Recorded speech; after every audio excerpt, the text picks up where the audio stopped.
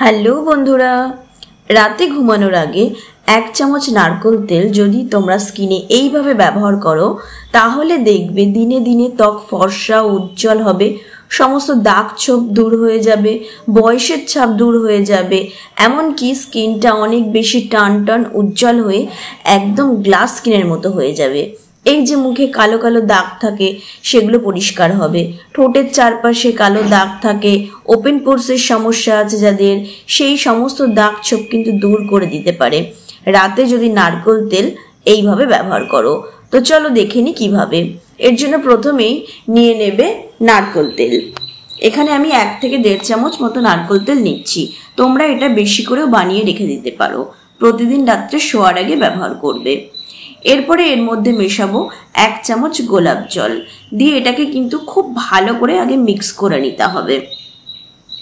এবারে আমি এর মধ্যে দিয়ে দেব 1 চামচ মতো অ্যালোভেরা জেল, আর যাদের অ্যালোভেরা জেল স্যুট করে না তারা এর মধ্যে 1/2 চামচ মতো গ্লিসারিন কিন্তু মিশিয়ে নেবে, দিয়ে এটাকে খুব ভালো করে মেশাবে যতক্ষণ না ঠিক এরকম সাদা একটা ক্রিমের মতো টেক্সচার আসে। তো এটাকে তোমরা স্টোর করে কিন্তু ফ্রিজে রাখলেও চলবে, আবার বাইরে রাখলেও চলবে। বাইরে যে নর্মাল টেম্পারেচার আছে সেখানে তোমরা রেখে দিতে পারো, 10 থেকে 12 দিন কিন্তু খুব ভালো করে থেকে যাবে। এবারে চলো এটাকে লাগিয়ে নিই। এটা লাগানোর জন্য মুখটাকে আগে ভালো করে ধুয়ে পরিষ্কার করে নেবে। মুখে যদি কোনো নোংরা থাকে বা মুখে কোনো মেকআপ রয়েছে তো সেটাকে খুব ভালো করে আগে ফেস ওয়াশ করে নেবে, তারপরে পরিষ্কার মুখে এটাকে ঠিক এরকম করে লাগাতে হবে। প্রথমে এটাকে খুব ভালো করে লাগিয়ে নেবে। এবারে 1 থেকে 1.5 মিনিট এটাকে খুব ভালো করে মাসাজ করবে। ঠিক আমি যেমন করে এরকম টেনে টেনে মাসাজ করছি তোমরাও ঠিক এভাবে চেপে চেপে একটু টেনে টেনে মাসাজ করবে। এটা করলে কি হবে, স্কিন থেকে দাগ দূর হয়ে যাবে, স্কিনটাকে বেশ ফর্সা গ্লসি উজ্জ্বল ঝকঝকে লাগবে। আর যত মাসাজ করলে কি হয় বলো তো বন্ধুরা, ব্লাড সার্কুলেশন খুব ভালো হয়, আর ব্লাড সার্কুলেশন যত ভালো হবে তত স্কিনটা বেশি গ্লোয়িং হবে, টান টান হবে। তো দেখো আমার 1.5 মিনিট মতো মাসাজ করা হয়ে গিয়েছে। এবার আমি একটা টিস্যু দিয়ে মুখটাকে খুব ভালো করে মুছে ফেলবো। এতে কি হবে, উপরের যে নারকেল তেলের যে একটা তেল তেলে যে ভাবটা সেটা কিন্তু উঠে গেল, আবার কিন্তু একটা ক্লিনজিংও হয়ে গেল। দেখো স্কিনটা একদম ঝকঝকে হয়ে গিয়েছে। এবার চলো রাতের জন্য একটা ফেস প্যাক তৈরি করে নেব। তো এখানে আমি 1 চামচ চন্দন পাউডার নিয়েছি। চন্দন পাউডার কিন্তু স্কিনের জন্য ভীষণই ভালো। এই যে গরমকাল বা বর্ষাকালের যে ভ্যাপসা গরম সেটাতে চন্দন পাউডার কিন্তু স্কিনের জন্য ভীষণ উপকারী। তো তোমরা যে কোনো দশকর্মার দোকানেও পেয়ে যাবে বা কসমেটিক্সের দোকানেও পেয়ে যাবে। এবারে আমি এর মধ্যে নেব দই।